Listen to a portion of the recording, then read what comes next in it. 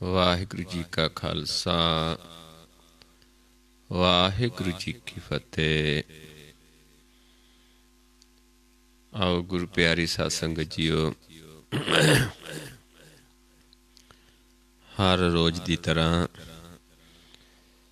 ਸੰਗਤ ਰੂਪ ਦੇ ਵਿੱਚ ਜੁੜ ਕੇ ਸਤਿਗੁਰਾਂ ਦੀ ਬਾਣੀ ਦੀ ਵਿਚਾਰ ਕਰੀਏ, ਸਤਿਗੁਰਾਂ ਦੇ ਉਪਦੇਸ਼ ਨੂੰ ਸਮਝੀਏ, ਮੰਨੀਏ, ਕਮਾਉਣ ਦੀ ਕੋਸ਼ਿਸ਼ ਕਰੀਏ,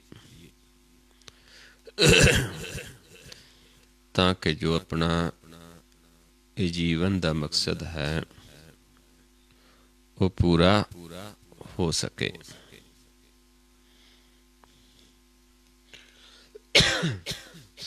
ਆਪਾਂ ਵਿਚਾਰ ਰਹੇ ਹਾਂ ਬਾਣੀ ਗੌੜੀ ਮਾਚ ਮਹੱਲਾ ਪੰਜਵਾਂ ਸ਼ਬਦ ਸੀ ਕੱਲ ਜੋ ਆਪਾਂ ਵਿਚਾਰ ਰਹੇ ਸੀ।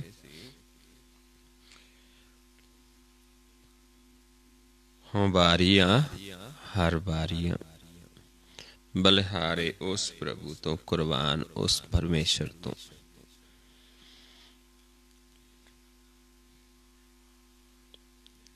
ਤੇ ਕਿਵੇਂ ਕੁਰਬਾਨ ਜਾਂਦੇ ਹਾਂ, ਕੀ ਪ੍ਰਾਪਤ ਹੁੰਦਾ ਉਸ ਪ੍ਰਭੂ ਤੋਂ ਸਾਨੂੰ। ਜਿਵੇਂ ਇੱਥੇ ਸਮਝਾ ਰਹੇ ਨੇ, ਮੈਂ ਪਾਇਓ ਸਰਬ ਨਿਧਾਨ ਅਕਥ ਕਥਾਰੀਆ। ਅਕਥ ਦੀ ਕਥਾ ਦਾ ਖਜ਼ਾਨਾ ਉਸ ਪ੍ਰਭੂ ਤੋਂ ਪ੍ਰਾਪਤ ਕੀਤਾ ਹੈ। ਤਾਂ ਹੀ ਹੁੰਦਾ ਜਿਸ ਤੋਂ ਅਸੀਂ ਬਾਰੇ ਜਾਂਦੇ, ਬਲਿਹਾਰੇ ਜਾਂਦੇ ਹਾਂ। ਹਰ ਦਰਗਾਹ ਸੋਭਾ ਬੰਤ ਬਾਲ ਉਡਾਰੀਆ। ਫਿਰ ਆਪ ਦਰਗਾਹ ਦੇ ਵਿੱਚ ਸਾਨੂੰ ਸੋਭਾ ਵੀ ਦਿੰਦਾ ਹੈ, ਅਸੀਂ ਉਸ ਦੇ ਨਾਲ ਲਾਡ ਵੀ ਲਡਾਉਂਦੇ ਹਾਂ, ਸਾਨੂੰ ਆਪਣਾ ਲਾਡ ਵੀ ਲਡਾਉਂਦਾ ਹੈ ਤੇ ਖਜ਼ਾਨਾ ਵੀ ਬਖਸ਼ਿਸ਼ ਕਰਦਾ ਹੈ। ਅਕਥ ਕਥਾ ਗਿਆਨ ਜਨ ਨਾਨਕ ਲੱਦਾ ਰਤਨ ਅਮੋਲ ਅਪਾਰੀਆ। ਤੇ ਉਹ ਰਤਨ ਜਿਹੜਾ ਅਮੋਲ ਹੈ, ਜਿਸ ਦੀ ਕੀਮਤ ਨਹੀਂ, ਜਿਸ ਦਾ ਕੋਈ ਪਾਰਾਵਾਰ ਨਹੀਂ ਹੈ, ਉਹ ਰਤਨ ਪ੍ਰਾਪਤ ਹੋ ਜਾਂਦਾ ਹੈ। ਗੁਰ ਸੇਵਾ ਪਉਜਲ ਤਰੀਐ ਕਹੋ ਪੁਕਾਰੀਐ। ਤੇ ਫਿਰ ਜੀਵਾਂ ਨੂੰ ਇਹ ਗਿਆਨ ਦਿੰਦਾ ਹੈ ਕਿ ਭਵ ਸਾਗਰ ਨੂੰ ਤਰਨਾ ਹੈ ਗੁਰ ਦੇ ਗਿਆਨ ਦੁਆਰਾ। ਪੁਕਾਰ ਪੁਕਾਰ ਕੇ ਜੀਵ ਫਿਰ ਕਹਿੰਦਾ ਹੈ ਕਿ ਭਵ ਸਾਗਰ ਨੂੰ ਆਪਾਂ ਪਾਰ ਕਰਨਾ ਹੈ ਗੁਰ ਦੁਆਰਾ। ਗੁਰ ਨੂੰ ਮਨ ਵਿੱਚ ਵਸਾਉਣਾ ਹੈ, ਗੁਰ ਦੀ ਸੇਵਾ ਕਰਨੀ ਹੈ ਤੇ ਗੁਰ ਹੀ ਸਾਨੂੰ ਭਵ ਸਾਗਰ ਪਾਰ ਕਰਦਾ ਹੈ। ਇੱਥੇ ਤੱਕ ਆਪਾਂ ਕੱਲ ਵਿਚਾਰ ਕੀਤੀ ਸੀ। ਆਓ ਅਗਲੇ ਸ਼ਬਦ ਦੀ ਵਿਚਾਰ ਕਰਦੇ ਹਾਂ। ਅਗਲਾ ਸ਼ਬਦ ਫਿਰ ਗੌੜੀ ਰਾਗ ਦੇ ਵਿੱਚ ਮਹੱਲੇ ਪੰਜਵੇਂ ਦਾ ਸ਼ਬਦ ਹੈ। ਇੱਕ ਓੰਕਾਰ ਸਤਿਗੁਰ ਪ੍ਰਸਾਦ। ਸਤਿਗੁਰ ਦੀ ਕਿਰਪਾ ਸਦਕਾ ਇੱਕ ਹੀ ਗਿਆਨ ਹੈ, ਇੱਕ ਹੀ ਮਾਰਗ ਹੈ, ਇੱਕ ਹੀ ਉਪਦੇਸ਼ ਹੈ, ਪਰ ਉਹ ਸਤਿਗੁਰ ਦੁਆਰਾ ਪ੍ਰਾਪਤ ਹੁੰਦਾ ਹੈ, ਸਤਿਗੁਰ ਦੀ ਕਿਰਪਾ ਦੁਆਰਾ ਪ੍ਰਾਪਤ ਹੁੰਦਾ ਹੈ।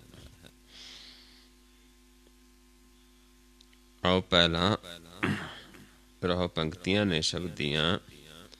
ਨਾਰਾਇਣ ਹਰ ਰੰਗ ਰੰਗੋ, ਜਪ ਜੇਬਾ ਹਰ ਏਕ ਮੰਗੋ।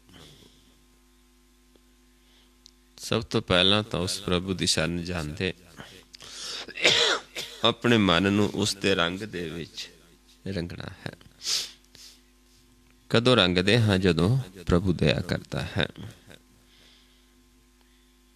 ਅਸੀਂ ਆਪਣੇ ਮਨ ਨੂੰ, ਤਨ ਨੂੰ ਉਸ ਪ੍ਰਭੂ ਦੇ ਰੰਗ ਦੇ ਵਿੱਚ ਰੰਗਣਾ ਹੁੰਦਾ ਹੈ। ਉਹਦੀ ਸ਼ਰਨ ਵਿੱਚ ਜਾਣਾ ਹੈ, ਕਿਉਂਕਿ ਰੰਗਣ ਵਾਲਾ ਤਾਂ ਆਪ ਹੀ ਹੈ। ਜਦੋਂ ਉਸ ਦੀ ਸ਼ਰਨ ਵਿੱਚ ਜਾਂਦੇ ਹਾਂ ਫਿਰ ਸਾਨੂੰ ਆਪਣੇ ਰੰਗ ਦੇ ਵਿੱਚ ਰੰਗ ਲੈਂਦਾ ਹੈ। ਆਪੇ ਸਾਜੇ ਆਪੇ ਰੰਗੇ, ਆਪੇ ਨਦਰ ਕਰੇ। ਜਪ ਜਿਹਵਾ ਹਰ ਏਕ ਮੰਗੋ। ਇੱਕ ਦਾ ਗਿਆਨ ਮੰਗਣਾ ਹੈ, ਪਰ ਜਿਹੜੇ ਜੇਬਾ ਦੁਆਰਾ ਉਸ ਦਾ ਗਿਆਨ ਦਿੰਦੇ ਨੇ ਉਹਨਾਂ ਤੋਂ ਇੱਕ ਹੀ ਇਹ ਗਿਆਨ ਮੰਗਣਾ ਹੁੰਦਾ ਹੈ, ਪ੍ਰਭੂ ਦੀ ਸ਼ਰਨ ਵਿੱਚ ਜਾਣ ਦਾ, ਜਿੱਥੇ ਫਿਰ ਮਾਲਕ ਸਾਨੂੰ ਆਪਣੇ ਰੰਗ ਦੇ ਵਿੱਚ ਰੰਗਦਾ ਹੈ। ਪਰ ਉੱਤੇ ਦਾ ਗਿਆਨ ਕੌਣ ਦਿੰਦਾ ਹੈ? ਜਿਸ ਨੂੰ ਮਾਲਕ ਨੇ ਆਪਣੇ ਰੰਗ ਦੇ ਵਿੱਚ ਰੰਗਿਆ ਹੈ। ਜਿੱਥੋਂ ਰੰਗ ਚੜਿਆ ਹੈ ਉੱਥੇ ਜਾ ਕੇ ਹੀ ਆਪਾਂ ਰੰਗ ਦੇ ਵਿੱਚ ਆਪਣੇ ਮਨ ਨੂੰ ਰੰਗ ਸਕਦੇ ਹਾਂ। ਜਿਵੇਂ ਆਪਾਂ ਸੰਸਾਰ ਦੇ ਵਿੱਚ ਕੋਈ ਜੀਵ ਕੋਈ ਚੀਜ਼ ਪ੍ਰਾਪਤ ਕਰਦਾ ਹੈ, ਫਿਰ ਦੂਸਰਾ ਉਸ ਤੋਂ ਪੁੱਛਦਾ ਹੈ ਵੀ ਇਹ ਕਿੱਥੋਂ ਪ੍ਰਾਪਤ ਕੀਤੀ ਹੈ, ਇਹ ਕਿੱਥੋਂ ਲਿਆਂਦੀ, ਚਾਹੇ ਖਰੀਦ ਕੇ ਲਿਆਂਦੀ ਹੈ। ਫਿਰ ਉਹ ਦੱਸਦਾ ਹੈ ਵੀ ਇੱਥੋਂ ਲੈ ਕੇ ਆਂਦੀ ਹੈ, ਇੱਥੋਂ ਮਿਲਦੀ ਹੈ। ਇੱਦਾਂ ਹੀ ਜਿਹੜਾ ਰਾਮ ਰੰਗ ਹੈ, ਹਰੀ ਦਾ ਰੰਗ ਹੈ, ਜਿਹੜੇ ਰੰਗੇ ਨੇ, ਜੇ ਆਪਾਂ ਉਹਨਾਂ ਤੋਂ ਪੁੱਛਦੇ ਹਾਂ ਉਹ ਫਿਰ ਸਾਨੂੰ ਦੱਸਦੇ ਨੇ ਵੀ ਇੱਥੇ ਪ੍ਰਭੂ ਦਾ ਵਸਦਾ ਹੈ ਸਾਡੇ ਅੰਦਰ ਨਾਰਾਇਣ, ਤੇ ਉਸ ਦੀ ਸ਼ਰਨ ਵਿੱਚ ਜਾਵਾਂਗੇ ਉਹ ਸਾਨੂੰ ਆਪਣਾ ਰੰਗ ਚੜ੍ਹ ਦਿੰਦਾ ਹੈ। ਇਹ ਰਹੋ ਪੰਕਤੀਆਂ ਸੀ ਸ਼ਬਦ ਦੀਆਂ। ਤਜ ਹਉਮੈ ਗੁਰ ਗਿਆਨ ਭਜੋ। ਹਉਮੈ ਛੱਡੂਗੇ, ਉਹਨਾਂ ਦੇ ਕੋਲੋਂ ਗਿਆਨ ਲੈਣਾ ਹੈ, ਪਰ ਹਉਮੈ ਛੱਡ ਕੇ। ਜੇ ਆਪਣਾ ਗਿਆਨ ਨਹੀਂ ਛੱਡਦੇ ਤੇ ਗੁਰ ਦਾ ਗਿਆਨ ਸਾਡੇ ਮਨ ਵਿੱਚ ਨਹੀਂ ਵਸਦਾ। ਕਿਉਂਕਿ ਹਉਮੈ ਕਿਹੜੀ ਹੈ? ਜਿਹੜਾ ਆਪਣਾ ਗਿਆਨ ਹੈ। ਮਹਾਰਾਜ ਸਮਝਾਉਂਦੇ ਨੇ ਵੀ ਉਹ ਛੱਡ ਦੋ। ਤਜ ਅਭਿਮਾਨ ਸਰਨ ਸੰਤਨ ਗਹੋ, ਮੁਕਤ ਹੋਏ ਛਿਨ ਮਾਹੀ। ਪਰ ਜੇ ਹਉਮੈ ਨਹੀਂ ਛੱਡੀ ਫਿਰ ਸਾਡੇ ਮਨ ਦੇ ਵਿੱਚ ਗੁਰ ਦਾ ਗਿਆਨ ਨਹੀਂ ਵਸਦਾ। ਤਜ ਹਉਮੈ ਗੁਰ ਗਿਆਨ ਭਜੋ, ਵੀ ਗੁਰ ਦੇ ਗਿਆਨ ਨੂੰ ਪ੍ਰਾਪਤ ਕਰੋ, ਹਉਮੈ ਛੱਡ ਦਿਓ। ਮਿਲ ਸੰਗਤ ਤੁਰ ਕਰਮ ਲਿਖਿਓ। ਸੰਗਤ ਵਿੱਚ ਮਿਲੋ, ਜਿੱਥੇ ਫਿਰ ਆਪ ਮਾਲਕ ਵਸਦਾ ਹੈ, ਉਹ ਫਿਰ ਸਾਡਾ, ਜਿਸ ਨੂੰ ਆਪ ਪ੍ਰਭੂ ਨੇ ਕਰਮ ਦੇ ਵਿੱਚ ਲਾਇਆ ਹੈ, ਐਸੀ ਸੰਗਤ ਦੇ ਵਿੱਚ ਜਾ ਕੇ ਗੁਰ ਦੇ ਗਿਆਨ ਨੂੰ ਭਜੋ। ਕਿਉਂਕਿ ਨਾਮ ਨੂੰ ਕੌਣ ਆਖਦਾ ਹੈ? ਜਿਨ੍ਹਾਂ ਨੂੰ ਆਪ ਕਰਮ ਦੇ ਵਿੱਚ ਲਾਉਂਦਾ ਹੈ। ਕਰਮ ਮਿਲੈ ਆਖਣ ਤੇਰਾ ਨਾਉ, ਜਿਤ ਲਗ ਤਰਨਾ ਹੋਰ ਨਾਹੀ ਥਾਉ। ਇਸ ਕਰਕੇ ਫਿਰ ਉੱਥੇ ਜਾ ਕੇ ਗੁਰ ਦੇ ਗਿਆਨ ਨੂੰ ਭਜੋ।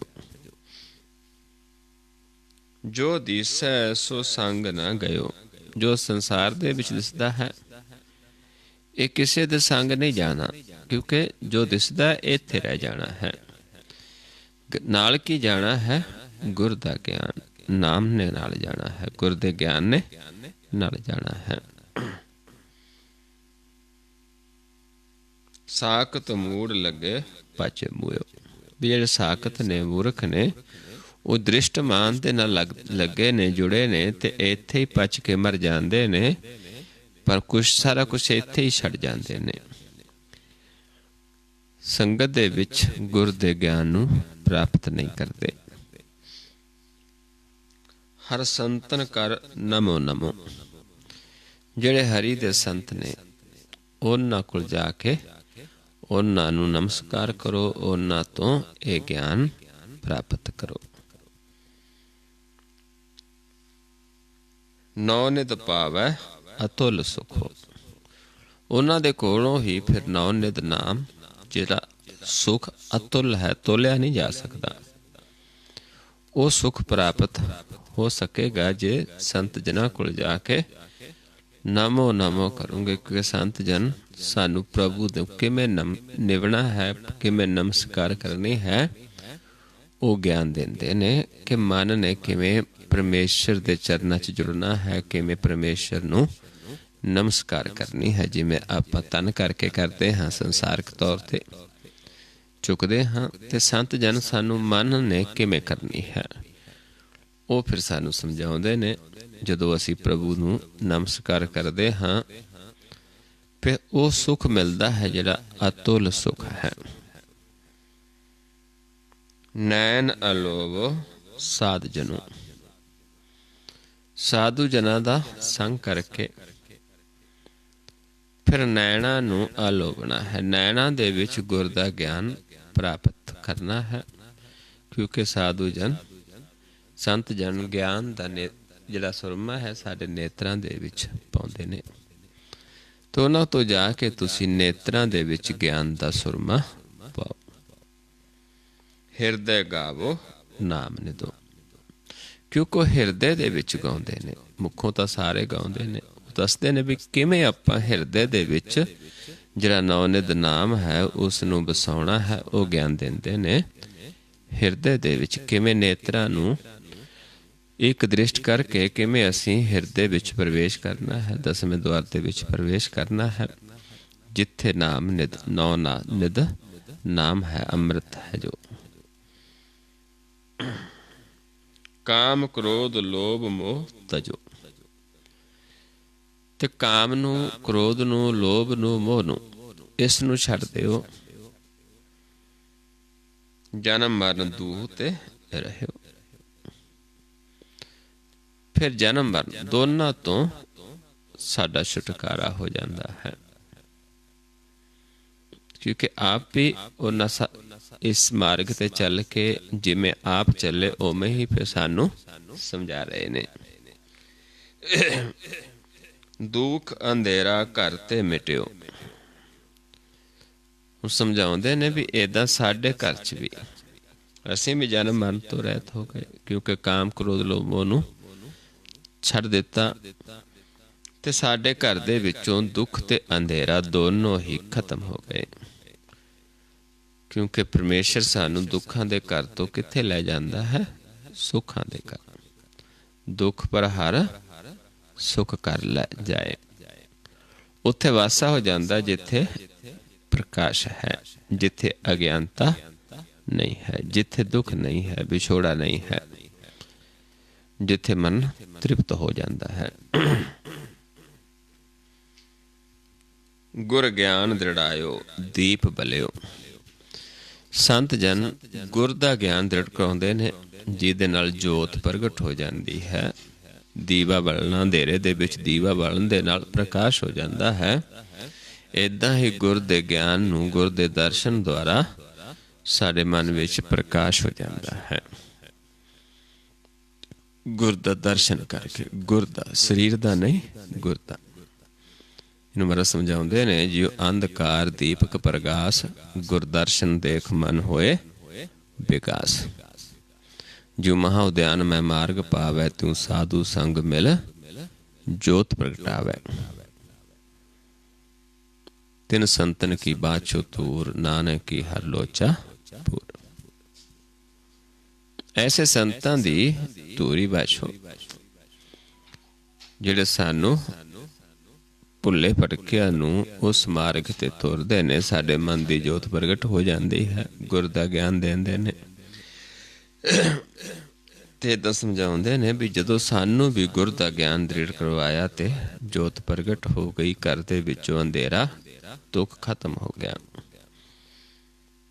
जिन सेव्या सो पार परियो। फिर सेवा, गुर दा ज्ञान ले लिया, जोत प्रगट भी हो गई, ते हुण सेवा दी लोड़ है, प्यार दी लोड़ है।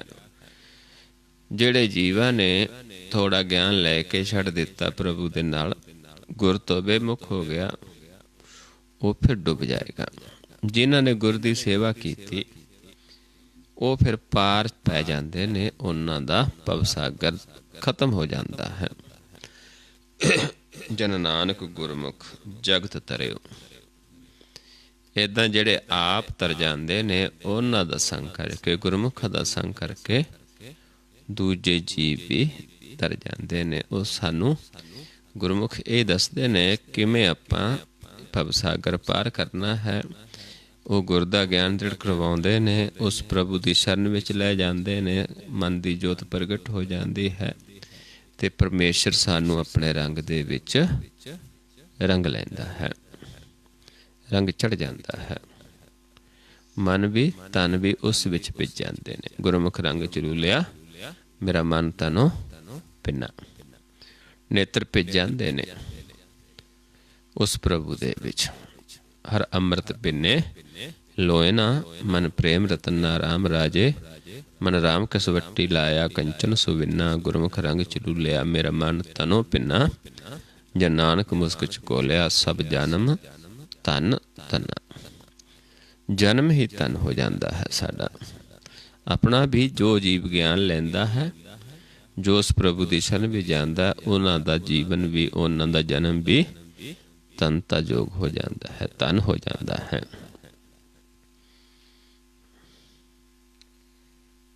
ਆਓ ਅਗਲਾ ਸ਼ਬਦ ਵਿਚਾਰਦੇ ਹਾਂ। ਗੌੜੀ ਮਹੱਲਾ ਪੰਜਵਾਂ। ਗੌੜੀ ਰਾਗ ਗੌੜੀ ਹੀ ਹੈ। ਮਹੱਲੇ ਪੰਜਵੇਂ ਦਾ ਸ਼ਬਦ ਹੈ ਕਿਤੇ ਰਾਗ ਗੌੜੀ। ਇਹਦੇ ਵਿੱਚ ਮਹੱਲਾ ਪੰਜਵਾਂ ਤੇ ਬਾਅਦ ਦੇ ਵਿੱਚ ਗੌੜੀ ਲਿਖਿਆ ਹੈ। ਔਰ ਉਹ ਪੰਕਤੀਆਂ ਨੇ। ਹਰ ਹਰ ਗੁਰ ਗੁਰ ਕਰਤ ਭਰਮ ਗਏ। ਹਰ ਹਰ ਕਰਦੇ, ਗੁਰ ਗੁਰ ਕਰਦੇ, ਭਰਮ ਖਤਮ ਹੋ ਜਾਂਦਾ ਹੈ। ਹੁਣ ਇਹ ਸ਼ਬਦ ਨੂੰ ਬਹੁਤ ਸਾਰੇ ਜੀਵ ਇਹ ਸਮਝ ਲੈਣਗੇ ਕਿ ਹਰ ਹਰ ਮੂੰਹ ਨਾਲ ਬੋਲਣਾ, ਮੁੱਖ ਨਾਲ ਨਹੀਂ ਬੋਲਣਾ। ਮਨ ਨੇ ਜਦੋਂ ਗੁਰ ਨੂੰ ਬਾਰ-ਬਾਰ ਦ੍ਰਿੜ ਕਰਦਾ ਹੈ, ਮਨ ਨੂੰ ਧੋਂਦਾ ਹੈ, ਹਰੀ ਦੇ ਨਾਲ ਜੁੜਦਾ ਹੈ। ਮਨ ਧੋਵੋ ਸ਼ਬਦ ਲਾਗੋ ਹਰਿ ਸਿਉ ਰਹੋ ਚਿਤ ਲਾਇ। ਉਸ ਨੂੰ ਫਿਰ ਗੁਰ ਗੁਰ ਕਰਨਾ ਕਹਿੰਦੇ ਨੇ, ਹਰੀ ਨੂੰ ਆਰਾਧਨਾ। ਕਿਉਂਕਿ ਸੰਸਾਰ ਵੀ ਬੋਲਦਾ ਹੈ, ਪਰ ਜਦ ਤੱਕ ਗੁਰ ਦਾ ਗਿਆਨ ਲੈ ਕੇ ਨਹੀਂ ਕਰਦੇ, ਉਦੋਂ ਤੱਕ ਮਹਾਰਾਜ ਸਮਝਾਉਂਦੇ ਨੇ ਹਰ ਹਰ ਗੁਰ ਗੁਰ ਕਰਤਾ ਰੇ, ਹਰ ਆਰਾਧਨਾ ਜਾਣਾ ਰੇ। ਕਿਉਂਕਿ ਜਦੋਂ ਗੁਰ ਦਾ ਗਿਆਨ ਲੈ ਕੇ ਕਰਾਉਂਦੇ ਨੇ, ਫਿਰ ਗੁਰ ਨੂੰ ਬਾਰ-ਬਾਰ ਦੁਹਰਾਉਣਾ, ਗੁਰ ਨੂੰ ਬਾਰ-ਬਾਰ ਕਮਾਉਣਾ, ਗੁਰ ਦੀ ਸੇਵਾ ਕਰਨੀ, ਹਰੀ ਦੀ ਸੇਵਾ ਕਰਨੀ। ਇਸ ਨੂੰ ਕਹਿੰਦੇ ਨੇ ਹਰ ਹਰ ਗੁਰ ਗੁਰ ਕਰਨਾ, ਜਿਹਦੇ ਨਾਲ ਸਾਡਾ ਭਰਮ ਦੂਰ ਹੋ ਜਾਂਦਾ ਹੈ।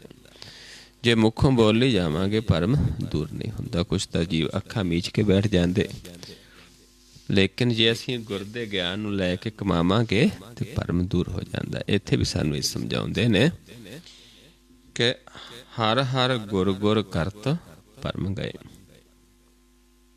ਮੇਰੇ ਮਨ ਸਭ ਸੁਖ ਪਾਇਓ। ਹੁਣ ਮੇਰੇ ਮਨ ਨੇ ਸਾਰਾ ਸੁਖ ਪ੍ਰਾਪਤ ਕਰ ਲਿਆ, ਕਿਉਂਕਿ ਭਰਮ ਖਤਮ ਹੋ ਗਿਆ। ਭਰਮ ਦੇ ਵਿੱਚ ਦੁਖੀ ਸੀ। ਇਹ ਰਹੋ ਪੰਕਤੀਆਂ ਨੇ। ਬਲ ਤੋ ਜਲ ਤੋ ਤੋ ਕਿਆ ਗੁਰ ਚੰਦਨ ਸਿਤ ਲਾਇਓ। ਵੀ ਜਿਹੜਾ ਮਨ ਪਹਿਲਾਂ ਮਾਇਆ ਦੀ ਅਗਨ ਦੇ ਵਿੱਚ ਸੜਦਾ ਸੀ, ਬਲਦਾ ਸੀ, ਹੁਣ ਉੱਥੇ ਫਿਰ ਗੁਰ ਚੰਦਨ ਜਿਹੜਾ, ਕਿਉਂਕਿ ਗੁਰ ਚੰਦਨ ਦੀ ਨਿਆਈ ਹੈ, ਜਲਦੀ ਚੀਜ਼ ਤੇ ਚੰਦਨ ਲਾ ਦਿਓ। ਚੰਦਨ ਠੰਡਾ ਹੁੰਦਾ ਹੈ, ਸੁਖ ਦਿੰਦਾ ਹੈ। ਏਦਾਂ ਜਿਹੜਾ ਮਨ ਮਾਇਆ ਦੀ ਅਗਨ ਦੇ ਵਿੱਚ, ਵੈਰ ਵਿਰੋਧ ਦੀ ਅਗਨ ਦੇ ਵਿੱਚ ਪਹਿਲਾਂ ਸੜਦਾ ਸੀ, ਹੁਣ ਗੁਰ ਚੰਦਨ ਪ੍ਰਾਪਤ ਹੋ ਗਿਆ ਤੇ ਮਨ ਸੀਤਲ ਹੋ ਗਿਆ, ਠੰਡਾ ਹੋ ਗਿਆ। ਅਗਿਆਨ ਅੰਧੇਰਾ ਮਿਟ ਗਿਆ, ਗੁਰ ਗਿਆਨ ਦੀਪਾਇਓ। ਵੀ ਗੁਰ ਦਾ ਜਿਹੜਾ ਗਿਆਨ ਹੈ, ਜਦੋਂ ਉਹ ਮਨ ਵਿੱਚ ਵਸ ਗਿਆ, ਉਸਨੇ ਸਾਡੇ ਮਨ ਦੀ ਜੋਤ ਪ੍ਰਗਟ ਕਰ ਦਿੱਤੀ, ਦੀਪ ਜਗਾ ਦਿੱਤਾ, ਤੇ ਹੁਣ ਅਗਿਆਨਤਾ ਖਤਮ ਹੋ ਗਈ। ਕਿਉਂਕਿ ਗਿਆਨ ਤੇ ਅਗਿਆਨਤਾ ਦੋਨਾਂ ਦਾ ਆਪਸ ਦੇ ਵਿੱਚ ਮੇਲ ਨਹੀਂ ਹੈ, ਜਿਵੇਂ ਚਾਨਣ ਤੇ ਅੰਧੇਰੇ ਦਾ ਮੇਲ ਨਹੀਂ ਹੈ। ਜਦੋਂ ਚਾਨਣ ਹੋ ਜਾਂਦਾ, ਅੰਧੇਰਾ ਦੂਰ ਹੋ ਜਾਂਦਾ ਹੈ। ਆਪਾਂ ਕਮਰੇ ਵਿੱਚ ਲਾਈਟ ਜਗਾ ਦਈਏ, ਅੰਧੇਰਾ ਖਤਮ ਹੋ ਜਾਂਦਾ ਹੈ। ਅੰਧੇਰਾ ਕਦੋਂ ਤੱਕ ਹੈ? ਜਦੋਂ ਦੀਵਾ ਨਹੀਂ ਜਗਦਾ। ਏਦਾਂ ਹੀ ਜਦ ਤੱਕ ਸਾਡੀ ਜੋਤ ਪ੍ਰਗਟ ਨਹੀਂ ਹੁੰਦੀ, ਅੰਧੇਰਾ ਹੈ। ਜਦੋਂ ਜੋਤ ਪ੍ਰਗਟ ਹੋ ਗਈ ਤੇ ਅੰਧੇਰਾ ਖਤਮ ਹੋ ਜਾਂਦਾ ਹੈ। ਇੱਥੇ ਫਿਰ ਸਾਨੂੰ ਇਹ ਸਮਝਾਉਂਦੇ ਨੇ, ਅਗਿਆਨ ਅੰਧੇਰਾ ਮਿਟ ਗਿਆ, ਗੁਰ ਗਿਆਨ ਦੀਪਾਇਓ। ਵੀ ਗੁਰ ਦਾ ਗਿਆਨ ਜਦੋਂ ਦੀਵਾ ਜਗ ਪਿਆ ਤੇ ਅਗਿਆਨਤਾ ਦਾ ਅੰਧੇਰਾ ਖਤਮ ਹੋ ਗਿਆ। ਪਾਵਕ ਸਾਗਰ ਗਹਿਰੋ ਚਰ ਸੰਤਨ ਨਾਵ ਤਰਾਇਓ। ਵੀ ਜਿਹੜਾ ਪਾਵਕ ਸਾਗਰ, ਅਗਨ ਸਾਗਰ, ਪਾਵਕ ਅਗਨ ਨੂੰ ਕਹਿੰਦੇ ਨੇ। ਅਗਨ ਸਾਗਰ ਬਹੁਤ ਗਹਿਰਾ ਹੈ, ਬਹੁਤ ਡੂੰਘਾ ਹੈ। ਪਰ ਸੰਤਾਂ ਨੇ ਸਾਨੂੰ ਬੇੜੀ ਤੇ ਚੜਾ ਲਿਆ ਤੇ ਸਾਨੂੰ ਪਾਰ ਕਰ ਦਿੱਤਾ। ਚਰ ਸੰਤਨ ਨਾਵ ਤਰਾਇਓ। ਬੇੜਾ ਕਿਹੜਾ ਹੈ? ਗੁਰ ਦਾ। ਗੁਰ ਦੇ ਗਿਆਨ ਦੁਆਰਾ ਸਾਨੂੰ ਇਸ ਭਵ ਸਾਗਰ ਤੋਂ, ਇਸ ਅਗਨ ਸਾਗਰ ਤੋਂ ਪਾਰ ਕਰ ਦਿੱਤਾ। ਕਿਉਂਕਿ ਕੋਈ ਵੀ ਚੀਜ਼ ਜਿਹੜੀ ਡੁੱਬਣ ਵਾਲੀ ਹੈ, ਉਸ ਨੂੰ ਤੈਰਨ ਦਾ ਤਰੀਕਾ ਕੀ ਹੈ? ਉਸ ਨੂੰ ਪਾਰ ਲਿਜਾਣ ਦਾ ਤਰੀਕਾ ਕੀ ਹੈ? ਬੇੜੀ। ਬੇੜੀ ਪੱਥਰਾਂ ਨੂੰ ਪਾਰ ਕਰ ਦਿੰਦੀ ਹੈ। ਜਿਉਂ ਪਖਾਨ ਨਾਵ ਚੜ੍ਹ ਤਰੈ, ਪ੍ਰਾਣੀ ਗੁਰ ਚਰਨ ਲਗਤ ਨਿਸਤਰੈ। ਏਦਾਂ ਜਿਹੜਾ ਪ੍ਰਾਣੀ ਹੈ ਗੁਰ ਦੇ ਚਰਨ ਨਾਲ, ਗੁਰ ਦੇ ਗਿਆਨ ਨਾਲ ਜੁੜ ਕੇ ਭਵ ਸਾਗਰ ਨੂੰ ਪਾਰ ਕਰ ਜਾਂਦਾ ਹੈ। ਪਾਵਕ ਸਾਗਰ ਗਹਿਰੋ ਚਰ ਸੰਤਨ ਨਾਵ ਤਰਾਇਓ। ਸੰਤਾਂ ਨੇ ਨਾਵ ਤੇ ਚਲਾ ਕੇ ਗੁਰ ਦੇ ਗਿਆਨ ਦੁਆਰਾ ਸਾਨੂੰ ਪਾਰ ਕਰਵਾ ਦਿੱਤਾ।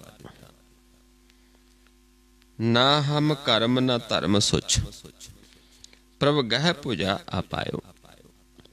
ਨਾ ਕਹਿੰਦੇ ਕੋਈ ਸਾਡਾ ਕਰਮ ਕੀਤਾ ਸੀ ਚੰਗਾ, ਨਾ ਸਾਡਾ ਕੋਈ ਧਰਮ ਸੀ, ਪਰ ਸੰਤਾਂ ਦਾ ਸੰਗ ਕੀਤਾ, ਸੰਤਾਂ ਨੇ ਗੁਰ ਦਾ ਗਿਆਨ ਦਿੱਤਾ ਤੇ ਫਿਰ ਪ੍ਰਭੂ ਨੇ ਸਾਨੂੰ ਆਪਣੀ ਪੂਜਾ ਦੇ ਕੇ, ਆਪਣੀ ਬਾਂਹ ਦੇ ਕੇ ਪਾਰ ਕਰ ਲਿਆ, ਉਸ ਦੇ ਵਿੱਚੋਂ ਕੱਢ ਲਿਆ। ਸੱਚ ਸੁਚ ਪ੍ਰਭ ਨਾ ਧਰਮ ਸੁਚ, ਪ੍ਰਭ ਗਹਿ ਪੂਜਾ ਆਪਾਇਓ। ਆਪਣੀ ਬਾਂਹ ਦੇ ਕੇ ਪਕੜ ਕੇ ਸਾਨੂੰ ਆਪਣਾ ਬਣਾ ਲਿਆ। ਭਉ ਖੰਡਨ ਦੁਖ ਭੰਜਨੋ, ਭਗਤ ਬਸ਼ਲ ਹਰਿ ਨਾਇਓ। ਹੁਣ ਸਮਝਾਉਂਦੇ ਨੇ ਕਿ ਉਸ ਪ੍ਰਭੂ ਦਾ ਨਾਮ ਜਿਹੜਾ ਹੈ ਉਹ ਭਗਤ ਵਸ਼ਲ ਹੈ। ਉਹ ਭਉ ਦਾ ਨਾਸ ਕਰਨ ਵਾਲਾ ਹੈ, ਭਵ ਸਾਗਰ ਨੂੰ ਖੰਡਣ ਵਾਲਾ ਹੈ, ਡਰ ਨੂੰ ਖਤਮ ਕਰਨ ਵਾਲਾ ਹੈ, ਦੁੱਖਾਂ ਦਾ ਨਾਸ ਕਰਨ ਵਾਲਾ ਉਹ ਪ੍ਰਭੂ ਹੈ। ਹਰੀ ਦਾ ਨਾਮ ਜੋ ਹੈ ਉਹ ਭਗਤ ਵਸ਼ਲ ਹੈ, ਦੁੱਖਾਂ ਦਾ ਨਾਸ ਕਰਦਾ ਹੈ ਤੇ ਡਰ ਦਾ ਨਾਸ ਕਰ ਦਿੰਦਾ ਹੈ।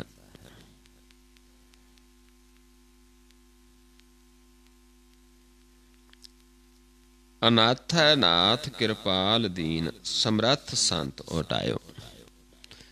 ਜਿਹੜਾ ਅਨਾਥਾਂ ਦਾ ਨਾਥ ਹੈ, ਕਿਰਪਾਲੂ ਹੈ, ਸਮਰੱਥ ਹੈ, ਦੀਨਾਂ ਦਾ, ਦੀਨਾਂ ਤੇ ਕਿਰਪਾ ਕਰਨ ਵਾਲਾ ਹੈ, ਉਹ ਸਮਰੱਥ ਸੰਤਾਂ ਨੇ ਉਸ ਤੇ ਸਾਨੂੰ ਓਟ ਦੇ ਦਿੱਤੀ, ਸਾਨੂੰ ਉਸ ਦੇ ਆਸਰੇ ਲਾ ਦਿੱਤਾ।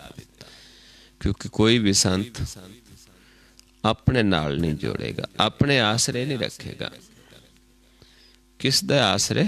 ਉਸ ਪ੍ਰਭੂ ਤੇ, ਉਸ ਨਿਰੰਕਾਰ ਦੀ, ਉਸੇ ਦੀ ਓਟ ਦੱਸੇਗਾ ਕਿ ਕਿਸੇ ਬੰਦੇ ਦੀ ਓਟ ਨਹੀਂ ਲੈਣੀ, ਓਟ ਲੈਣੀ ਹੈ ਉਸ ਪ੍ਰਭੂ ਦੀ, ਉਸ ਸਾਹਿਬ ਦੀ, ਜਿਹਦੇ ਨਾਲ ਦੁੱਖ ਵੀ ਖਤਮ ਹੋਣਗੇ ਤੇ ਭਵ ਸਾਗਰ ਨੂੰ ਅਸੀਂ ਪਾਰ ਕਰ ਜਾਵਾਂਗੇ, ਆਪਣਾ ਜਨਮ ਸਫਲ ਹੋ ਜਾਏਗਾ, ਸਾਰੇ ਦੁੱਖਾਂ ਦਾ ਨਾਸ ਹੋ ਜਾਏਗਾ। ਤਿਸ ਸਾਹਿਬ ਕੀ ਟੇਕ ਨਾਨਕ ਮਨੈ ਮਾਹੇ, ਜਿਸ ਸਿਮਰਤ ਸੁਖ ਹੋਏ ਸਗਲੇ ਦੁੱਖ ਜਾਹੇ। ਕਿਉਂਕਿ ਜਦੋਂ ਜੀਵ ਆਪਣੇ ਨਾਲ ਜੋੜਦਾ ਹੈ ਤੇ ਉਹ ਫਿਰ ਡੁੱਬ ਜਾਏਗਾ। ਇਸ ਕਰਕੇ ਜਿਹੜੇ ਸੰਤ ਨੇ ਉਹ ਪਰਮੇਸ਼ਰ ਦੀ ਓਟ ਤੱਕਦੇ ਨੇ, ਆਪ ਵੀ ਉਸ ਦੀ ਓਟ ਤੱਕਦੇ ਨੇ, ਦੂਸਰਿਆਂ ਨੂੰ ਵੀ ਉਸ ਦੇ ਨਾਲ ਜੋੜਦੇ ਨੇ, ਉਸ ਦਾ ਆਸਰਾ ਦੱਸਦੇ ਨੇ ਕਿ ਮਨੁੱਖ ਦੀ ਆਸ ਨਹੀਂ ਰੱਖਣੀ। ਮਾਨਕ ਕੀ ਟੇਕ ਬਿਰਥੀ ਸਭ ਜਾਣ, ਦੇਵਨ ਕੋ ਏਕ ਭਗਵਾਨ। ਅਬਿਨਾਸੀ ਪ੍ਰਭ ਮਨ ਮੈਂ ਰਾਖ, ਮਾਨਕ ਕੀ ਤੂੰ ਪ੍ਰੀਤ ਤਿਆਗ। ਕਿਉਂਕਿ ਅਬਿਨਾਸੀ ਨੂੰ ਮਨ ਦੇ ਵਿੱਚ ਵਸਾਉਣਾ ਹੈ। ਇੱਥੇ ਹੀ ਸਮਝਾਉਂਦੇ ਨੇ ਵੀ ਫਿਰ ਸੰਤਾਂ ਨੇ ਸਾਨੂੰ ਓਟ ਕਿਸ ਦੀ ਲਾਈ, ਕਿਸ ਦੇ ਨਾਲ ਜੋੜਿਆ? ਉਸ ਪਰਮੇਸ਼ਰ ਦੇ ਨਾਲ ਜੋ ਸਮਰੱਥ ਹੈ, ਜੋ ਦੀਨਾਂ ਤੇ ਦਇਆ ਕਰਨ ਵਾਲਾ ਹੈ, ਕਿਰਪਾ ਕਰਨ ਵਾਲਾ ਹੈ, ਅਨਾਥਾਂ ਦਾ ਨਾਥ ਹੈ। ਨਿਰਗੁਣਿਆਰੇ ਕੀ ਬੇਨਤੀ, ਦੇ ਦਰਸ ਹਰਿ ਰਾਇਓ। ਫਿਰ ਜਦੋਂ ਨਿਰਗੁਣਿਆਰੇ ਨੇ ਇਹ ਬੇਨਤੀ ਕੀਤੀ ਉਸ ਪ੍ਰਭੂ ਦੇ ਅੱਗੇ, ਕਿਉਂਕਿ ਸੰਤਾਂ ਨੇ ਕਿਸੇ ਦੇ ਨਾਲ ਜੋੜਿਆ? ਨਿਰੰਕਾਰ ਦੇ ਨਾਲ, ਵੀ ਇੱਥੇ ਬੈਠੋ, ਇੱਥੇ ਉਸ ਪ੍ਰਭੂ ਦੇ ਦਰਸ਼ਨਾਂ ਦੀ ਆਸ ਦੇ ਨਾਲ ਬੈਠੋ। ਫਿਰ ਸਾਨੂੰ ਉੱਥੇ ਦਰਸ਼ ਦਿੰਦਾ ਹੈ, दे दर्शन हर रायो। फिर उस प्रभु दे दर्शन होए। नानक सरन तुहारी ठाकुर सेवक द्वारा आयो। भी है ठाकुर तेरे द्वारे ते आया हाँ, तेरे जना दा संग करके, ते हुण साडे ते किरपा कर, हुण सानू अपना दर्शन दिओ। ते फिर ओ प्रभु आप दर्शन देंदा है। ਜਦੋਂ ਉਸ ਨੂੰ ਕਮਾਉਂਦੇ ਹਾਂ ਸੰਤ ਉਸ ਨਾਲ ਜੋੜਦੇ ਨੇ ਗੁਰ ਨਾਲ। ਫਿਰ ਜਦੋਂ ਅਸੀਂ ਗੁਰ ਗੁਰ ਕਰਦੇ ਹਾਂ, ਹਰ ਹਰ ਕਰਦੇ ਹਾਂ ਮਨ ਦੁਆਰਾ, ਬੋਲਣਾ ਨਹੀਂ, ਉਸ ਗੁਰ ਨੂੰ ਬਾਰ ਬਾਰ ਦੁਹਰਾਉਂਦੇ ਹਾਂ। ਕਿਉਂਕਿ ਉਹ ਪੰਕਤੀਆਂ 'ਚ ਪਹਿਲਾਂ ਹੀ ਦੱਸ ਦਿੱਤਾ ਹੈ ਕਿ ਸਾਡਾ ਭਰਮ ਖਤਮ ਹੋ ਗਿਆ ਤੇ ਮੇਰੇ ਮਨ ਨੂੰ ਸਾਰਾ ਸੁੱਖ ਪ੍ਰਾਪਤ ਹੋ ਗਿਆ। ਹਰ ਹਰ ਗੁਰ ਗੁਰ ਕਰਤ ਭਰਮ ਗਏ, मेरे मन सब सुख पायो। सो इस तरीका है, यह विधि है। क्योंकि अपा जीव इस दे विच थोड़ा असी सिर्फ बोलन नूं ही सारा कुछ समझी बैठे हैं। क्योंकि बोलन ते करन दे विच बड़ा अंतर है। बोलन दे नाल हुंदा नहीं है, गल्लां दे नाल प्रभु नहीं पाया जांदा। एक फिरे कनेरे करे गल्लां, गल्ली किने ना पाया। गल्लां दे नाल प्रभु नहीं पाया जाता। प्रभु करनी दे नाल मिलदा है। कोई भी चीज़ है जे आपां करांगे नहीं, जे क्रिया ही नहीं करांगे तो किवें होएगा। क्योंकि करनी सिक्खी दे विच कहनी नहीं, करनी प्रधान है। इस करके करना हुंदा है। सो इस तरीके नाल आपां नूं ये सारा कुछ समझा रही गुरबाणी कि किवें आपां जुड़ना है, किवें उस प्रभु के चरणों दे विच जुड़ना है, किवें वो सुख देंदा है। बार बार ये जो बाणी है आपां पहला भी कई बारी ये विचार कीती है। क्योंकि आपां इस नूं क्यों पंचम पातशाह जी की बाणी नहीं कहते, क्योंकि ये महला है। महला हुंदा एक समूह। महला पंजवां कि पंचम पातशाह जी दे समय दे जिन्ने गुरसिख जो गुरु साहिबाना दी संगत दे विच आए, जिन्हां ने ज्ञान लिया ते उन्हां ने फिर अपना जो प्रैक्टिकल बयान किया होया है। इस करके बार बार आप पढ़ते जावांगे, जो भी अपना अपना प्रैक्टिकल बयान करता है आप देखांगे सारिਆਂ ने ਉਹੀ विधि दसी हुई है, ताकि सानू भी ये यकीन आवे, भरोसा हो जाए भी हाँ जदों उन्हां सारिਆਂ ਦਾ एक मार्ग है तो उस मार्ग ते आपां भी प्रभु नूं पा सकते हैं। बहुत सारे गुरसिखां दी बाणी है, किते एक दी नहीं है। जिवें आपां नूं आम कह देंदे 36 महापुरखां दी बाणी है। इस दे विच आपां गिनती नहीं कर सकते, क्योंकि बहुत जीवां ने संगत की गुरु साहिबाना दी, प्रभु नूं पाया ते फिर बयान किया है, दस्या है। ताकि इस करके नहीं दस्या कि अपने हौमे दे विच आके उन्हां दस्या, इस करके परोपकार साडे ते कि जीव चल के अपने जीवन नूं सवार सकन, अपने मनोरथ नूं पूरा कर सकन। इस करके आपां जो बाणी पढ़ते हाँ, आपां बाणी पढ़नी है प्रभु नूं मिलन दे वास्ते। गुरसिखां तो पूछना है कि किवें तुसी परमेश्वर नूं पाया है, तो सानू फिर समझाउंदे ने भी इदां करके साडा भरम दूर होया, साडे मन नूं सुख प्राप्त होए। संतां दा संग करिया, संतां ने सानू गुर दा ज्ञान दृढ़ करवाया, एक प्रभु दे ओट ते ला दिता। ते जदों उस नूं कमाउण दे नाल उस प्रभु जो अनाथां दा नाथ है, दीनां दा प्रतिपालन है, दीनां दा रक्षक है, वो फिर सानू उसका मिलाप हो गया। उसकी शरण दे विच गए ते उत्थे बेनती कीती कि तेरे जनां द्वारा असीं शरण च आए हाँ, साडे ते किरपा कर, सानू दर्शन दिओ। फिर प्रभु ने दर्शन दिते ते भरम खत्म हो गया ते फिर मन नूं सुख, सारे सुख प्राप्त हो गए। सो गुरु प्यारिओ, आपां भी नाल नाल जो करना है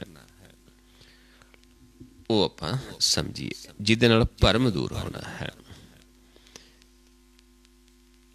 ਕਿਵੇਂ ਆਪਾਂ ਜਾਣਾ ਹੈ ਪ੍ਰਭੂ ਦੀ ਸ਼ਰਨ ਦੇ ਵਿੱਚ, ਕਿਹੜਾ ਮਾਰਗ ਹੈ, ਕਿਵੇਂ ਅਸੀਂ ਭੁੱਲੇ ਹਾਂ। ਮਤਲਬ ਸਮਝਾਉਂਦੇ ਨੇ ਸਾਡਾ ਜੀਵਨ ਦਾ ਮਨ ਹੰਕਾਰੀ ਹੋ ਗਿਆ ਹੈ। ਹੰਕਾਰੀ ਹੈ, ਜਿਵੇਂ ਕੋਈ ਬੰਦਾ ਹੰਕਾਰੀ ਹੁੰਦਾ, ਉਸ ਦਾ ਧਿਆਨ ਨੀਚੇ ਨਹੀਂ ਜਾਂਦਾ। ਇੱਦਾਂ ਹੀ ਸਾਡਾ ਮਨ ਹੰਕਾਰੀ ਹੋਣ ਕਰਕੇ ਸਿੱਧਾ ਹੀ ਦੇਖਦਾ ਹੈ, ਇਸ ਨਿਭਦਾ ਨਹੀਂ ਹੈ। ਸਰੀਰ ਕਰਕੇ ਬੜਾ ਨਿਭਦੇ ਨੇ ਲੋਕ, ਪਰ ਸਰੀਰ ਦਾ ਨਿਭਣਾ ਹੋਰ ਹੈ।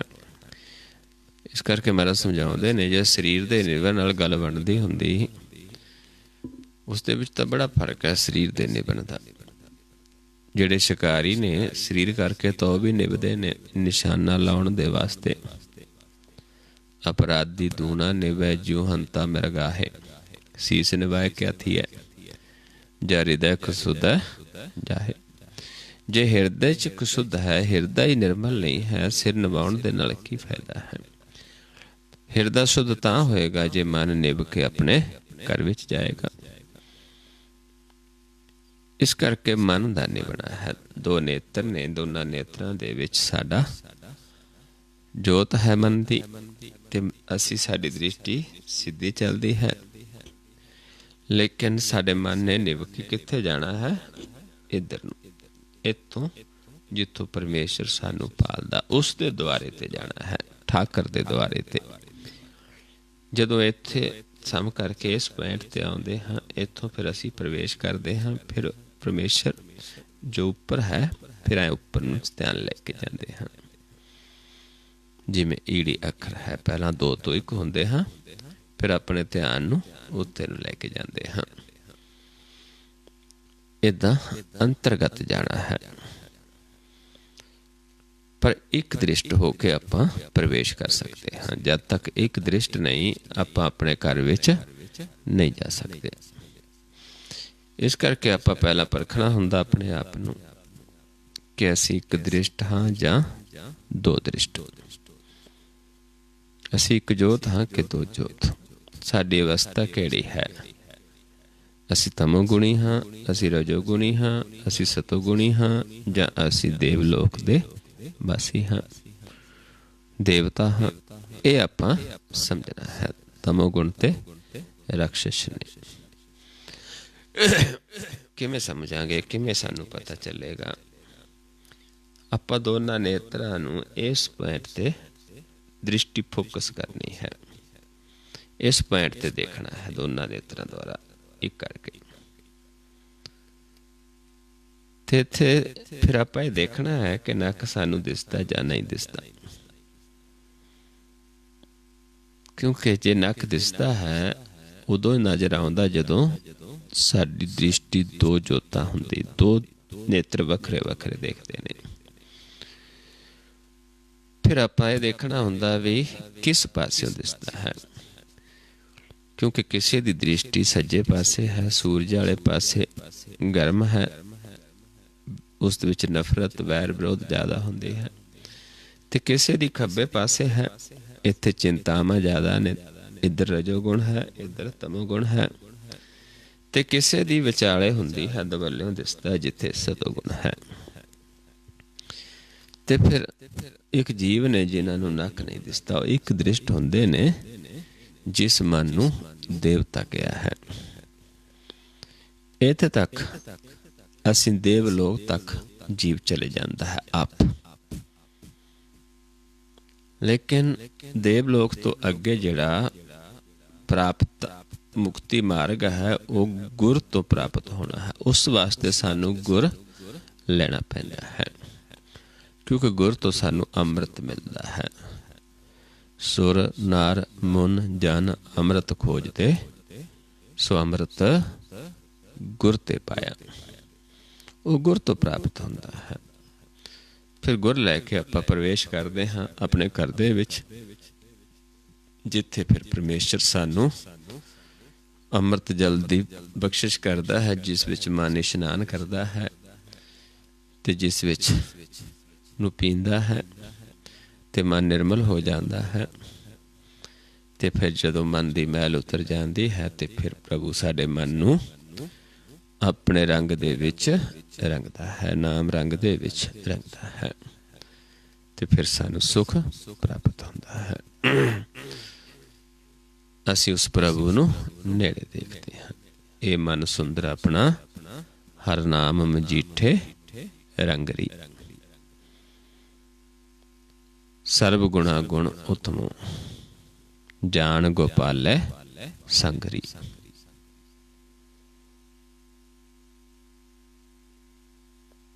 ਇਹ ਤਾਂ ਫਿਰ ਸਰਬ ਗੁਣਾ ਗੁਣ ਉਤਮ, ਉਤਮੋ ਭਰਤਾ ਦੂਰ ਨਾ ਭਿਖਰੀ। ਵੀ ਉਹ ਦੂਰ ਨਹੀਂ, ਉਸ ਨੂੰ ਨੇੜੇ ਦੇਖਣਾ ਹੈ, ਉਸ ਦੇ ਦਰਸ਼ਨ ਕਰਨਾ ਹੀ ਸਭ ਤੋਂ ਉੱਤਮ ਹੈ। ਉਸ ਨੂੰ ਨੇੜੇ ਦੇਖਣਾ ਹੀ ਸਭ ਤੋਂ ਉੱਤਮ ਗੁਣ ਹੈ।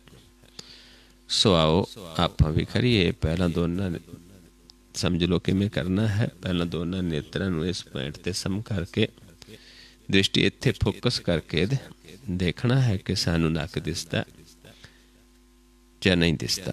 ਜੇ ਦਿਸਦਾ ਤੇ ਕਿਸ ਪਾਸੇ ਤੋਂ ਦਿਸਦਾ, ਸੱਜੇ ਤੋਂ, ਖੱਬੇ ਤੋਂ ਜਾਂ ਦੁਵੱਲੇ ਤੋਂ। ਇਹਨਾਂ ਆਪਾਂ ਪਰਖਣਾ ਹੈ ਇਸ ਪੁਆਇੰਟ ਤੇ। ਇਸ ਤੋਂ ਬਾਅਦ ਫਿਰ ਮੈਂ ਆਪ ਜੀ ਨੂੰ ਆਵਾਜ਼ ਦੇਵਾਂਗਾ ਕਿ ਧਿਆਨ ਸਾਹਮਣੇ ਲੈ ਕੇ ਆਓ। ਇੱਥੋਂ ਆਪਾਂ ਸਾਹਮਣੇ ਦੇਖਣਾ ਹੈ।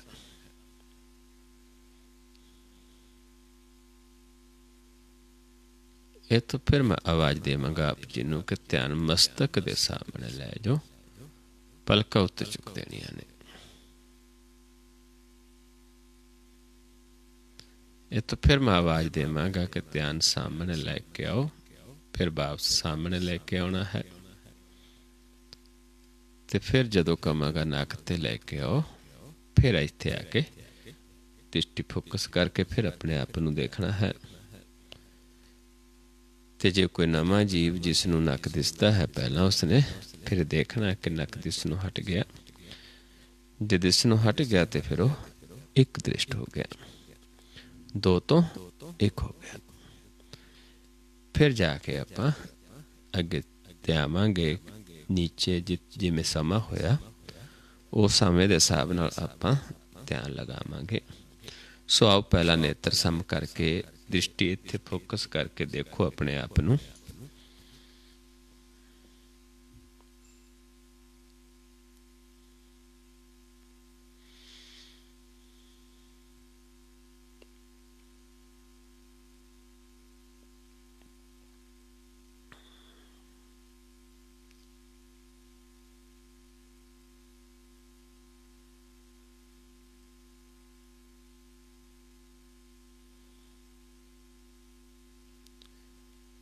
ਸਾਹਮਣੇ ਲੈ ਕੇ ਆਓ ਧਿਆਨ।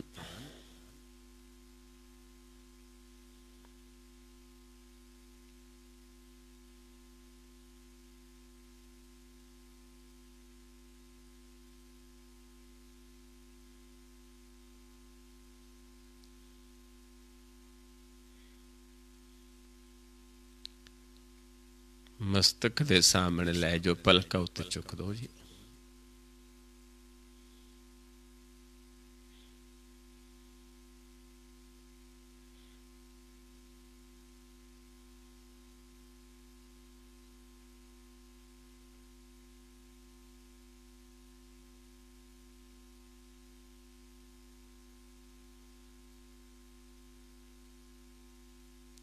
फिर सामने लेके आओ।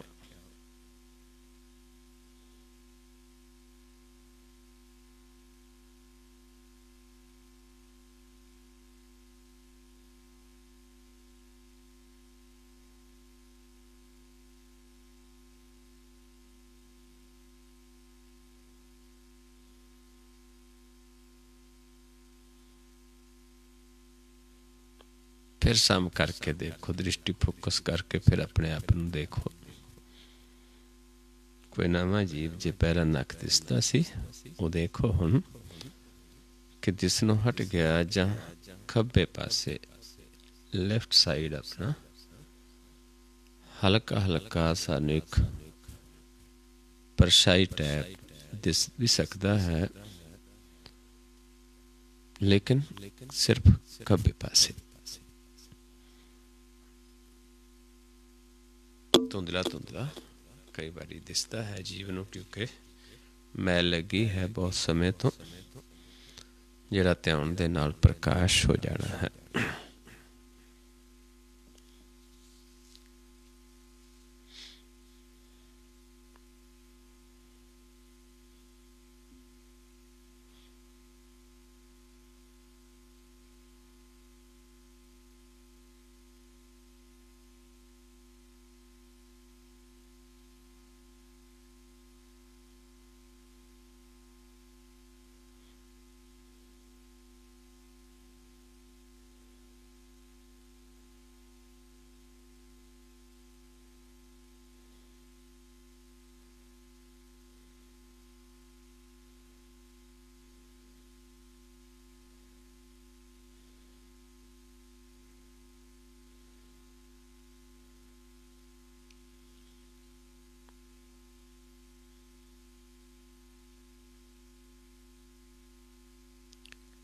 नीचे लै जो ध्यान हो बिल्कुल रिलैक्स।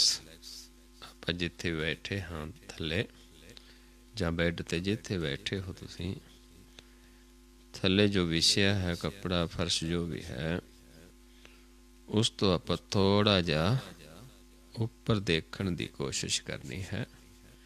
ਰਿਲੈਕਸ ਹੋ ਕੇ, ਜ਼ੋਰ ਨਹੀਂ ਲਗਾਉਣਾ। ਜਿਵੇਂ ਧਰਤੀ 'ਤੇ ਪਈ ਕੋਈ ਚੀਜ਼ ਦੇਖਦੇ ਆਪਾਂ, ਉਵੇਂ ਹੀ ਧਰਤੀ ਤੋਂ ਉੱਪਰ ਦੇਖਣਾ ਹੈ ਸਪੇਸ ਦੇ ਵਿੱਚ। ਇੱਥੇ ਸਾਨੂੰ ਪ੍ਰਕਾਸ਼ ਅਨੁਭਵ ਹੋਣਾ ਸ਼ੁਰੂ ਹੋ ਜਾਏਗਾ। ਜਿਵੇਂ ਸਰੋਵਰ ਦੇ ਵਿੱਚ ਜਲ ਦੀਆਂ ਲਹਿਰਾਂ ਹੁੰਦੀਆਂ ਨੇ, ਇੱਦਾਂ ਹੀ ਇੱਥੇ ਪ੍ਰਕਾਸ਼ ਦੀਆਂ ਲਹਿਰਾਂ, ਪ੍ਰਕਾਸ਼ ਦੀ ਹਲਚਲ ਅਨੁਭਵ ਹੋਣੀ ਸ਼ੁਰੂ ਹੋ ਜਾਂਦੀ ਹੈ।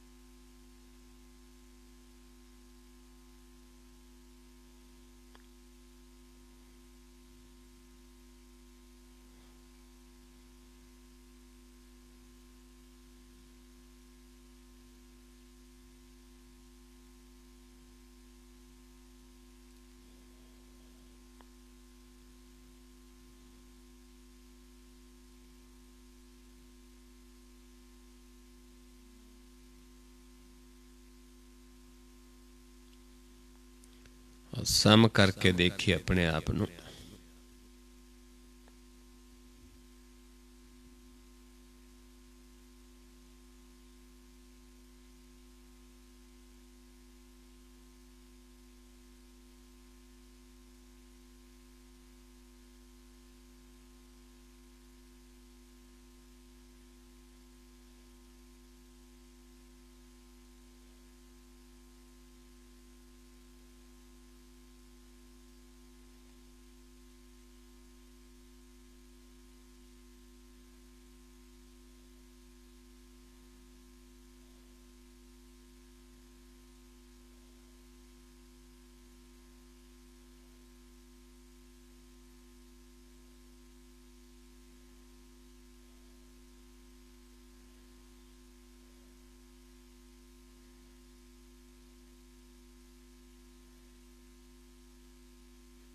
फिर नीचे ले जो ध्यान।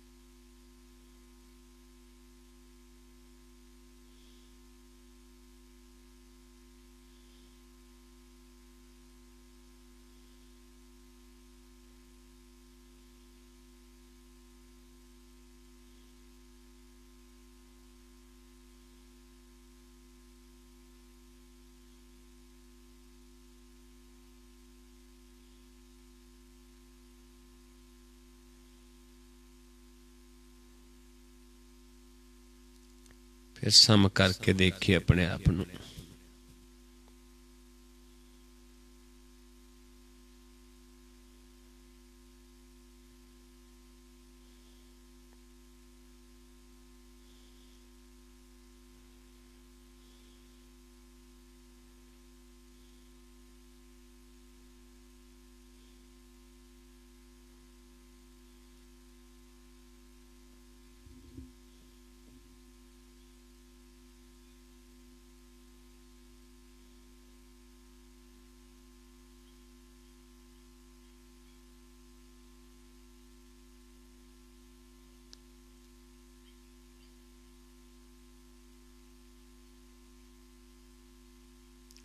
नीचे ले जाओ ध्यान।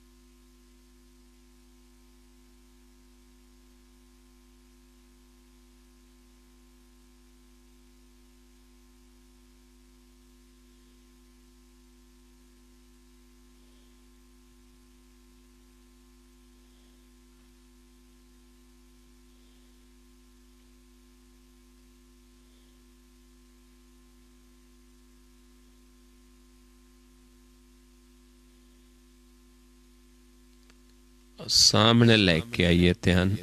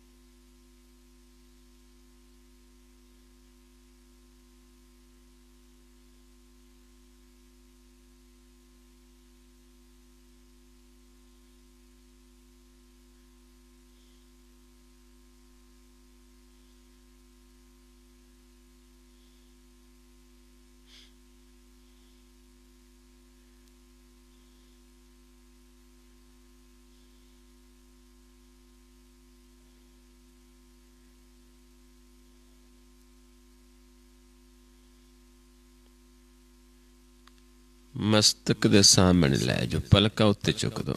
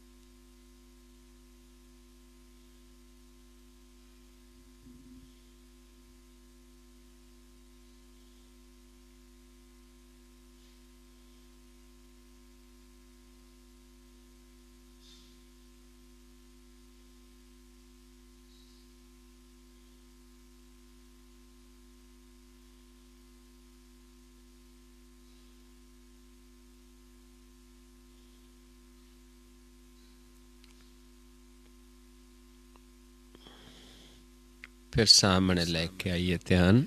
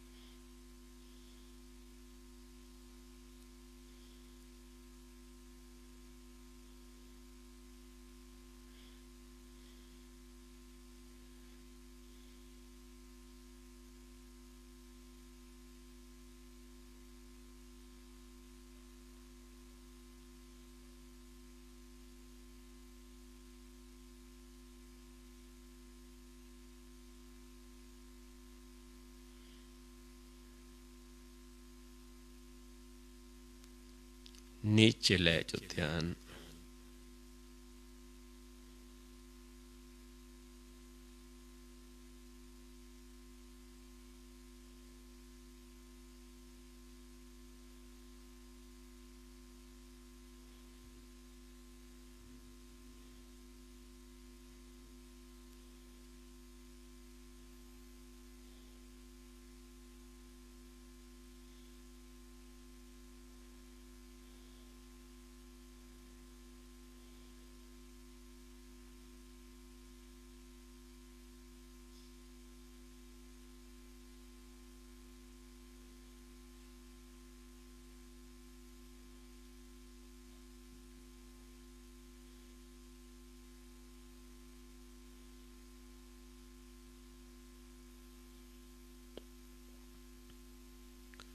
और सम करके देखे अपने आप को।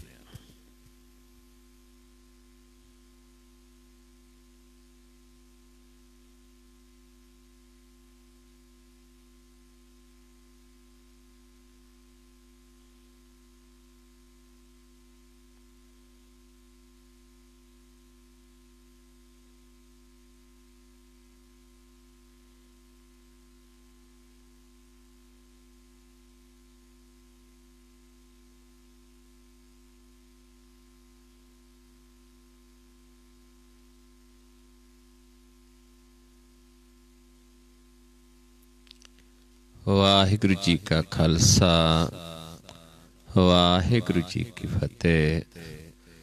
ਸੋ ਗੁਰਮੁਖ ਪਿਆਰਿਓ, ਇਸ ਤਰੀਕੇ ਦੇ ਨਾਲ ਆਪਾਂ ਅਭਿਆਸ ਕਰਨਾ ਹੈ। ਇਸੇ ਨੂੰ ਹਰ ਹਰ ਕਰਨਾ ਕਹਿ ਦਿੱਤਾ ਹੈ, ਗੁਰ ਗੁਰ ਕਰਨਾ ਕਹਿ ਦਿੱਤਾ ਹੈ। ਗੁਰ ਨੂੰ ਕਮਾਉਣਾ, ਹਰੀ ਦੀ ਸੇਵਾ ਕਰਨੀ, ਪਿਆਰ ਪਾਉਣਾ, ਇਹਦਾ ਕਰਦੇ ਹੀ ਸਾਡਾ ਭਰਮ ਦੂਰ ਹੋਏਗਾ ਤੇ ਮਨ ਨੂੰ ਸੁੱਖ ਪ੍ਰਾਪਤ ਹੋਣਗੇ। ਸੋ ਨਾਲ ਨਾਲ ਆਪਾਂ ਇਹ ਸਮਝਣਾ ਹੈ ਕਿ ਹਮ ਨਹੀਂ ਚੰਗੇ, ਬੁਰਾ ਨਹੀਂ ਕੋਈ। ਆਓ ਇੰਨੀ ਵਿਚਾਰ ਕਰਦੇ ਹਾਂ। ਬਹੁਤ ਸਾਰੀਆਂ ਭੁੱਲਾਂ ਹੋ ਜਾਂਦੀਆਂ ਹਨ। ਆਪ ਸੰਗਤ ਸਤਿਗੁਰੂ ਜੀ ਬਖਸ਼ਣ ਯੋਗ ਹੋ, ਬਖਸ਼ ਲੈਣਾ ਜੀ। ਵਾਹਿਗੁਰੂ ਜੀ ਕਾ ਖਾਲਸਾ, ਵਾਹਿਗੁਰੂ ਜੀ ਕੀ ਫਤਿਹ।